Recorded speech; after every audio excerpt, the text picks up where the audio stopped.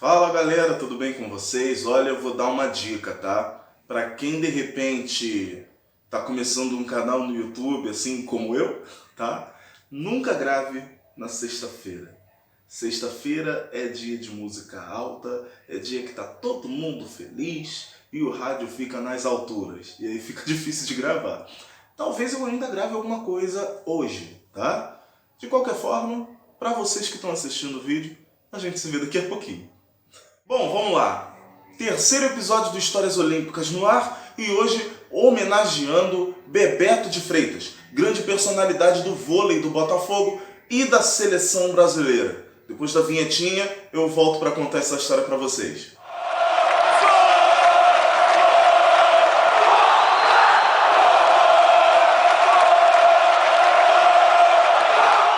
Antes de começar, eu quero fazer aquele pedido protocolar para vocês, tá?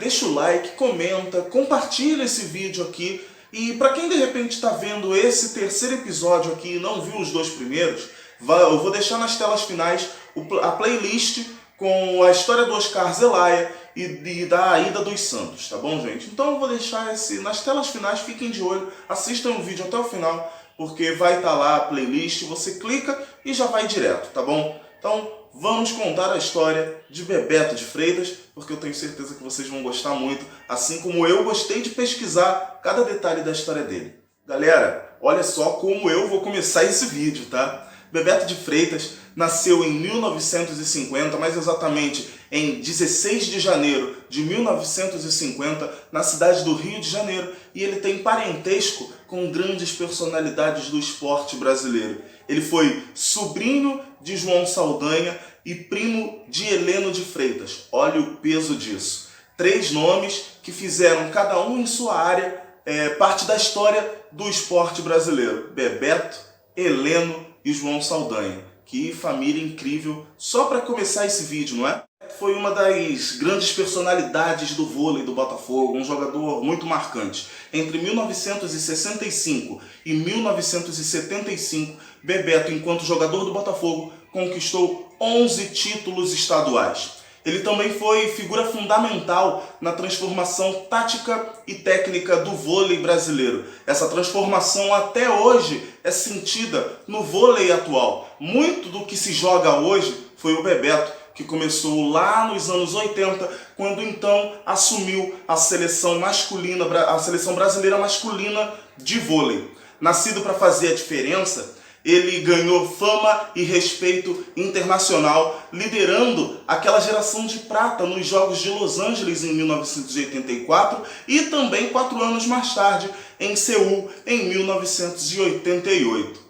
Já na década de 90, ele partiu para a Itália, onde obteve sucesso, dirigindo o Maxi Como Parma, que acabou, não existe mais, o último nome que ele exerceu ali na Liga Italiana foi Pallavolo Parma. Ele conquistou 5 títulos. Os mais importantes foram o bi da Liga Italiana nas temporadas 91-92 e 92-93. O sucesso na Itália foi tão grande que o Bebeto recebeu o convite para treinar a seleção italiana e ele aceitou esse convite. Em 97 e 98, ele esteve à frente do desenvolvimento do vôlei na Itália, para que a Itália voltasse a ser uma potência. E no primeiro ano, o trabalho dele já rendeu resultado. Ele conquistou ali com a seleção italiana o título da Liga Mundial em Moscou. E aí no ano seguinte, em 98, veio a apoteose. A Itália venceu a antiga Iugoslávia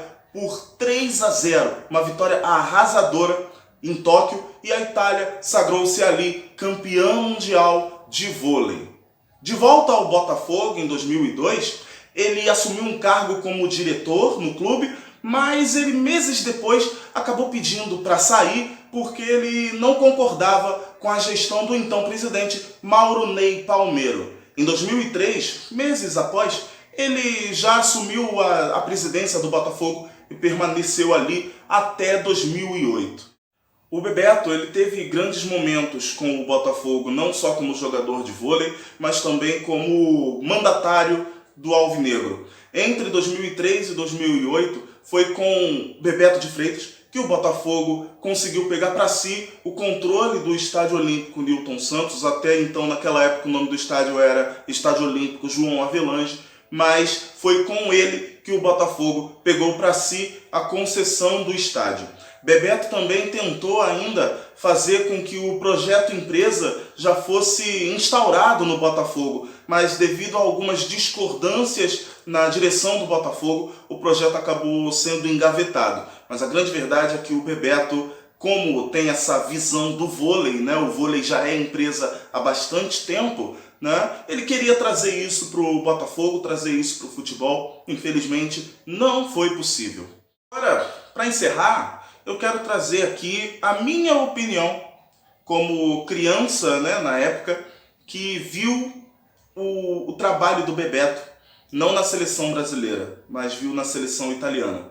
O Bebeto, em alguns momentos, ele me fez odiar o trabalho dele. Não o trabalho dele, mas odiar a pessoa dele. Porque eu não conhecia a história, eu era uma criança, eu não sabia qual era a história do Bebeto, eu não sabia nem que ele tinha essa história tão profunda com o Botafogo, tá? Mas eu passei a odiar por algum tempinho o Bebeto, porque ele vestia a camisa de uma forma que, assim, a gente não vê ninguém fazendo isso hoje. Você pode colocar qualquer mandatário, qualquer diretor de clube hoje, não vai dar um Bebeto. O Bebeto era um cara que literalmente comprava a ideia do clube onde estava, comprava a briga do torcedor, a briga do time. Como não lembrar de 2008, quando ele liderou aquela comoção do elenco do Botafogo, aquela cobrança por uma arbitragem de qualidade na partida final do campeonato estadual, né? Bebeto, ele sempre foi assim, ele sempre vestiu a camisa. E por isso que quando eu era criança, eu odiava tanto o Bebeto. Porque eu via ele, todo mundo contava a história. Ah, o Bebeto é brasileiro, técnico brasileiro da seleção italiana. E eu ficava, gente, como é que ele pode ser brasileiro e treinar a Itália? Como é que ele pode ser brasileiro, treinar a Itália e vestir tanto a camisa? Ele mostrava muito amor pela Itália. Isso é o Leonardo pequeno, molecote, vendo o Bebeto.